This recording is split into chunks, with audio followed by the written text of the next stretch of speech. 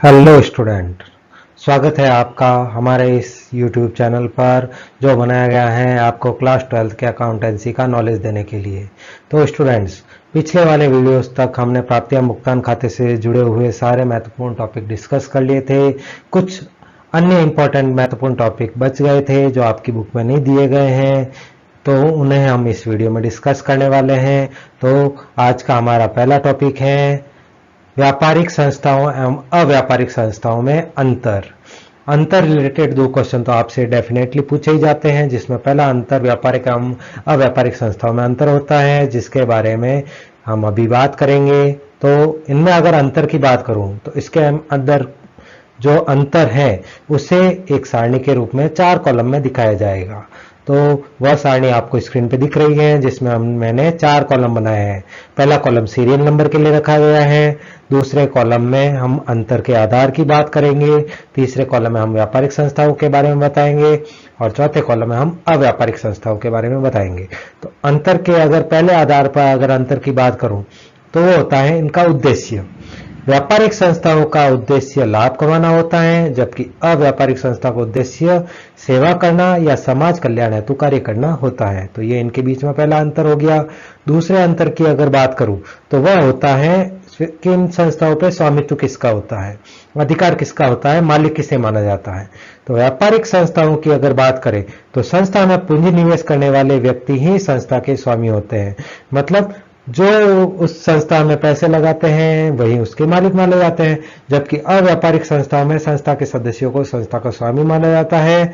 अव्यापारिक संस्थाएं या अलाभकारी संस्थाओं की बात करें तो उसमें संस्था को चलाने वाले जो सदस्य होते हैं, जो इसमें चंदा देते हैं, जो इसको चलाने के लिए पैसे इकट्ठा करते हैं और जो इसके स्वामित्व में जो इसके प्रबंध में भागीदार होते हैं वही इसके स्वामी माने जाते हैं। आगे बात करते हैं तीसरे अंतर के बारे में, तो वो है क्रियाओं के प्रतिफल का अंतर। क्रियाओं का प्रतिफल यानी व्यापारिक संस्थाएं जो क्रियाएं करती है, जो काम करती है, उसके बदले में उन्हें क्या मिलता है, और अव्यापारिक संस्थाएं जो क्रिया करती हैं, जो कार्य करती है, उसके बदले में उन्हें क्या मिलता है। तो व्यापारिक संस्थाएं जो व्यावसायिक क्रियाओं का क्रियान्वयन करती है उसका प्रतिफल लाभ एवं हानि होता है, यानी व्यापारिक संस्थाओं को तो अपने काम के बदले लाभ या हानि मिलता है, और सेवार्थ संस्थाएं जो क्रियाएं करती हैं उसका प्रतिफल आधिक्य और न्यूनता होता है। यानी अव्यापारिक संस्थाओं में जो भी कार्य किया जाता है उसके बदले में या तो कुछ फंड शेष रह जाता है या कुछ फंड अधिक खर्च हो जाता है, तो इसको हम आधिक्य और न्यूनता के रूप में समझते हैं। आगे हम बात करते हैं चौथे अंतर के बारे में। तो इनके बीच का चौथा अंतर है शेष आधिक्य कोष क्या होता है, शेष आधिक्य कोष का उपयोग कहाँ किया जाता है। तो अर्थात व्यापारिक संस्थाओं में अगर वर्ष के अंत में कुछ शेष बच जाता है तो उसका क्या करते हैं, और अव्यापारिक संस्थाओं के वर्ष के अंत में अगर कुछ शेष बच जाता है तो उसका क्या किया जाता है। तो बात करें अगर व्यापारिक संस्थाओं की तो उसमें जो आधिक्य शेष कोष रहता है उसे स्वामित्व के आधार पर सदस्यों में वितरित कर दिया जाता है, जबकि अव्यापारिक संस्थाओं में जो शेष आधिक्य कोष होता है उसे किसी भी सदस्य या किसी भी स्वामित्व को नहीं दिया जाता है, उसे संस्था में भावी निवेश योजनाओं हेतु पुनः निवेश कर दिया जाता है। यानी संस्था का पैसा, संस्था का जो कोष है वो संस्था में ही रहता है, अगर बच गया है तो उसे भविष्य के लिए रख दिया जाता है ताकि भविष्य में उसका यूज किया जा सके। आगे बात करते हैं पांचवें अंतर के बारे में। तो पांचवा अंतर है वित्तीय कोषों की प्राप्ति के स्रोत। अगर व्यापारिक संस्थाओं की बात करूं तो व्यापारिक संस्थाओं में वित्तीय कोषों की जो प्राप्ति के स्रोत होते हैं वो होते हैं स्वामियों द्वारा निवेश की गई पूंजी। व्यापारिक संस्थाओं में केवल स्वामी पैसा लगाता है, वही पैसों की प्राप्ति का साधन होता है, जबकि अव्यापारिक संस्थाओं में वित्तीय कोषों की प्राप्ति के अनेक स्रोत मौजूद है, जिसमें पहला स्रोत होता है सदस्यों, दूसरा दानदाताओं, तीसरा भामाशाहों और चौथा सरकार से मिलने वाली सहायता।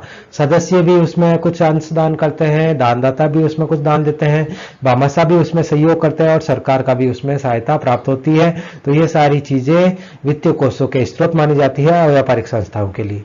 आगे हम बात करते हैं इनके बीच के छठे अंतर के बारे में। तो इनके बीच का जो 6th डिफरेंस है वो है आर्थिक स्थिति का चित्रण। अगर बात करूं व्यापारिक संस्थाओं की तो व्यापारिक संस्थाओं में आर्थिक स्थिति का चित्रण व्यापारिक खाता, लाभ हानि खाता और चिट्ठा बना के किया जाता है, जबकि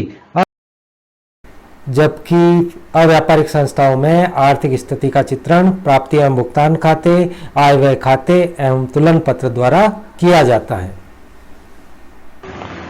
तो स्टूडेंट्स, अभी हमने बात की व्यापारिक एवं अव्यापारिक संस्थाओं के बीच के अंतर के बारे में। तो वो हमारा पहला टॉपिक था जिसके बारे में अभी हमने डिस्कस कर लिया है। इसके बाद हमारा इस वीडियो का जो नेक्स्ट टॉपिक है वो है प्राप्ति एवं भुगतान खाता और रोकड़ बही में अंतर के बारे में। प्राप्ति एवं भुगतान खाता और रोकड़ बही लगभग समान ही है, उनको बनाने का तरीका समान ही है, लेकिन ये पूर्ण रूपेण एक नहीं है, पूर्ण रूप से समान नहीं है, इनके बीच में कुछ अंतर है और इस अंतर से रिलेटेड क्वेश्चन हमें नॉर्मली बोर्ड एग्जाम में पूछे जाते हैं। तो इनका सॉल्यूशन लिखने के लिए आपको इनके बीच का अंतर पता होना चाहिए, तो उसी को समझाने के लिए ये वीडियो का दूसरा पार्ट है। तो स्टार्ट करते हैं हमारा दूसरा पार्ट। तो इसमें बात करते हैं अंतर लिखेंगे कैसे। तो प्राप्ति एवं भुगतान खाता और रोकड़ बही में जो अंतर है उन्हें शो करने के लिए हम एक टेबल बनाएंगे जिसमें 4 कॉलम होंगे।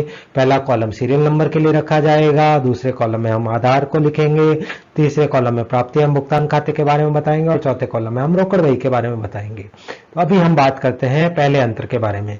तो इस प्राप्ति एवं भुगतान खाते और रोकड़ बही में जो पहला अंतर है वो है निर्माण का आधार, यानी प्राप्ति एवं भुगतान खाता किस आधार पर बनता है और रोकड़ बही किस आधार पर बनती है। तो बात करता हूं प्राप्ति एवं भुगतान खाते की। तो इसका निर्माण रोकड़ बही के आधार पर होता है। जो रोकड़ बही होती है उसी का सारांश प्राप्ति एवं भुगतान खाता होता है, तो रोकड़ बही के आधार पर ही प्राप्ति एवं भुगतान खाता बनता है। लेकिन अगर मैं बात करूं रोकड़ बही की, तो रोकड़ बही एक प्रमुख बही है जिसको लेखा का आधार माना जाता है, इसलिए इसको दैनिक लेन देनों के आधार पर बनाया जाता है। यानी इसमें लेन देन लिखने का आधार हमारे दैनिक लेन देन होते हैं, चाहे वो रोकड़ हो चाहे बैंक रिलेटेड लेन देन हो, हम उन्हें इसमें डेली लेन देन के रूप में लिखते हैं और उसी के आधार पर इसमें लिखा होता है। आगे बात करते हैं हमारे दूसरे अंतर के बारे में। तो प्राप्ति एवं भुगतान खाता और रोकड़ बही में दूसरा अंतर है इनकी निर्माण की अवधि, यानी प्राप्ति एवं भुगतान खाता कब कब बनता है और रोकड़ बही कब कब बनती है या उसमें कब कब लिखा होता है।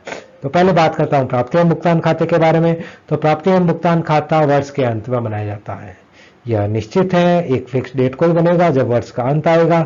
लेकिन रोकड़ बही वर्ष पर्यंत दैनिक आधार पर लिखी जाती है।